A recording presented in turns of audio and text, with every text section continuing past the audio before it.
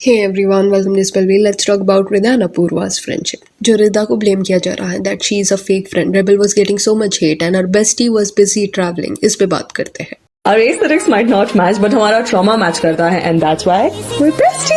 तो रेबल ने रिसेंटली एक वीडियो बनाया जहाँ पे उसने ये शेयर किया that how she was getting abused, her family was affected by this. और ये पूरे एक्सप्लेनेशन के वक्त अपूर्वा ने कई अपने फ्रेंड्स का नाम लिया जिसने उसको सपोर्ट किया. जब उसको हेट मिल रहा था उसके लिए स्टैंड लिया, या जब वो पैनिक कर रही थी तब उसे संभाला. आप यहाँ पे देख सकते हो कि कई लोगों को थैंक्स बोलते हुए उसने बहुत कुछ लिखा है, बट ये पूरे स्टेटमेंट में एक भी बार रिदा का नाम अपूर्वा ने मेंशन नहीं किया. एंड ये कई लोगों के लिए वियर्ड इसलिए था क्योंकि कॉन्स्टेंटली रील्स में ये लोग एक दूसरे को अपना बेस्ट फ्रेंड बताते हैं. अभी अंडरस्टैंड, लोग जो है वो रिदा और अपूर्वा की फ्रेंडशिप से इसलिए ऑब्सेस्ड है क्योंकि पिछले कुछ सालों में एक दूसरे को अपना बेस्टी बताते हुए उन्होंने कई सारे रील्स डाले हैं. इंटरनेट पे ऐसे पोर्ट्रे किया है that they are very close, एक दूसरे के लिए हमेशा वो स्टैंड लेंगे. हेंस लोग बहुत ज्यादा क्यूरियस थे कि वेयर इज रिदा. ऑनलाइन वो ज्यादा रेबल के लिए इस बार स्टैंड लेती हुई क्यों नहीं दिखाई दे रही. प्लस अभी एक्सप्लेनेशन वीडियो में रेबल ने एक बार भी ये नहीं बोला that Rida was there for her, she supported her.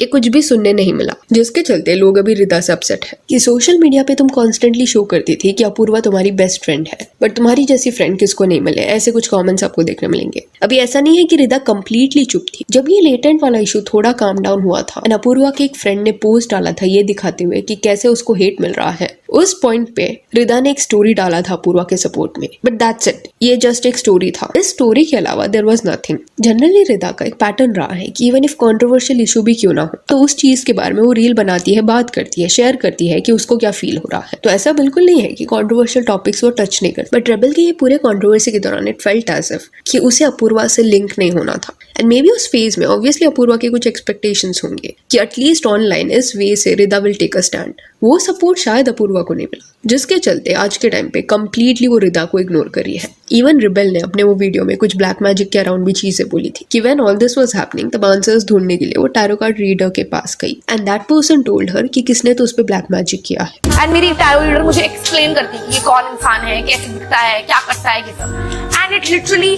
Matches the person who I thought is doing काला भगवान. एंड अभी इसके अराउंड भी मजाक ये बनाया जा रहा है कि रिदा ही वो पर्सन है who did this. See, let's be practical here and accountability लेना पड़ेगा certain लोगों के यहाँ पे. Certain statements जो बोले गए थे उसके ऊपर मे भी जो लोगों का रिएक्शन था वो जस्टिफाइड नहीं था, जो हेट मिल रहा था वो करेक्ट नहीं था, बट चॉइस ऑफ वर्ड्स तो अपूर्वा के थे. इट मेक्स नो सेंस कि किसने तो ब्लैक मैजिक किया था इसलिए ऑल दिस वाज सेड या ये सब हुआ. तो ये मजाक में जो ब्लैक मैजिक का ब्लेम रिदा पे डाला जा रहा है that is not cool. Apart from that it is very evident कि रिदा ने ओपनली सपोर्ट अपूर्वा को नहीं किया. इससे ज्यादा सपोर्ट तो शायद अपूर्वा के जो दोस्त भी नहीं थे, उसको जानते भी नहीं थे, वो लोग इंटरनेट पे रील्स डाल के ये बोल रहे थे जो भी हुआ एफआईआर करना या उसको जिस वे से मीडिया वाले हरास कर रहे हैं दिस इज वेरी रॉन्ग. तो ये बेसिक सा जो सपोर्ट है वो तो जो फ्रेंड्स भी नहीं थे दे वर आल्सो शोइंग. एंड रही बात रिदा जो ट्रैवल कर रही थी उसके अराउंड भी कमेंट्स थे कि उसकी फ्रेंड इतने प्रॉब्लम में है एंड वो ट्रैवल कर रही है. तो आई डोंट थिंक सो. इस सिनेरियो में वो गलत है. प्लान पहले से ही बना होगा, टिकट्स बुक रहेंगे, तो यू कैन नॉट एक्सपेक्ट कि वो सब छोड़ के सब चीज होल्ड पे डाल के अपूर्वा को कंसोल करे या सारे प्लान्स अपने कैंसिल करे, क्योंकि खुद अपूर्वा भी कॉन्सर्ट वगैरह जा रही थी, वो भी घूम रही थी, जस्ट दैट उसने उस पॉइंट पे इंटरनेट पे नहीं डाला था. दूसरी चीज, जब ये लेटेंट कॉन्ट्रोवर्सी एक्सट्रीमली हॉट था एंड रैंडम स्टेट्स में एफआईआर्स हो रहे थे तब इस पे रिदा का बात ना करना in my opinion was a safe decision. Reason being सबको वो पॉइंट पे डर लग गया था कि कहीं उनको भी ड्रैग ना कर दे.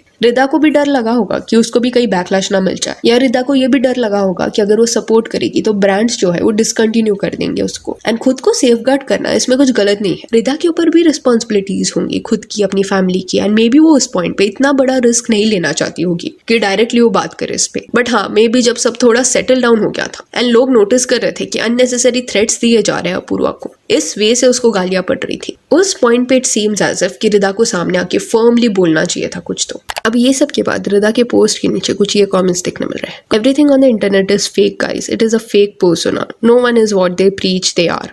How can you ignore everything? Her silence says it all. But you were a girl's girl, right? Good at ignoring after ruining friendship.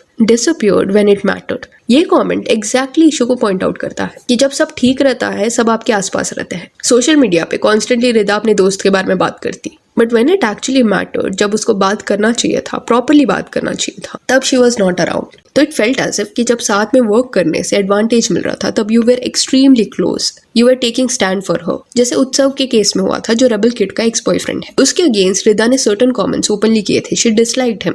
Breakup के बाद ये सब हुआ था। Maybe he did something to hurt Apurva, पर Rida and Apoorva का जो fan base है वो इतना बड़ा है कि उत्सव को इसकी वजह से बहुत ज्यादा हेट मिल रहा था। एंड वो पॉइंट पे रिदा का स्टैंड ये था कि अपूर्वा उसकी दोस्त है एंड ऑब्वियसली वो ओपनली स्टैंड लेगी उसकी दोस्त के लिए, इसलिए वो उत्सव के अगेंस्ट है। तो दैट इज ग्रेट कि तुम्हें इतना गुस्सा आ रहा है कि किसने तुम्हारी फ्रेंड को अपसेट किया या हर्ट किया, बट कन्वीनियंटली इस बार शी चोज दैट वो चुप रहेगी, and that is odd. Seems like when it is easy to take a stand, तब रिदा वो स्टैंड लेने का डिसीजन लेती है। अभी उत्सव के केस में it was very easy to bash him because he had no social media power, तो रिटर्न में कुछ भी बैकलैश रिदा या रिबल को नहीं मिला। वेराज लेटेंट वाले केस में थोड़ा रिस्क था कि खुल के सामने आके अगर कुछ बोल दिया तो बैकलैश मिलेगा। तो ये प्रॉब्लम है लोगों को रिदा के साथ कि जब सब अच्छा था तब प्रीच किया जा रहा था फ्रेंडशिप के बारे में। अपूर्वा अपने करियर के पीक में थी, तब एफर्ट्स डाले जा रहे थे फ्रेंडशिप में, एंड ये सब इंटरनेट पे डाला जा रहा था। बट अभी जब वो अपने लो फेज में थी तभी ये सब देखने नहीं मिला। Suddenly it felt as if कि रिदा ऑनलाइन साइलेंट हो गई है।